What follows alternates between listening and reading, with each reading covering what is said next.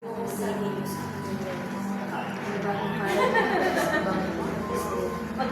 daw tayo sa araw mga pang-sarili.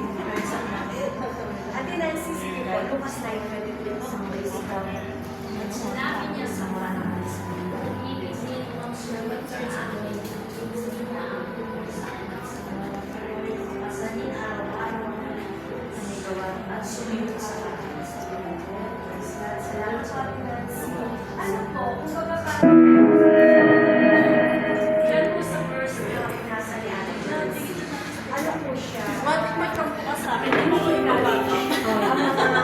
Kung paano tayo dapat mamuhay at ano po yung dapat natin gawin. Sabi nga po, tatlong hakbang nung napag-ibig sa Lucas 9:23. Sabi niya, una, dinilipin ang tungkol sa sarili. Dalawa, pagsalin ang krus araw-araw. At pangatlo, simulan ang Kristo.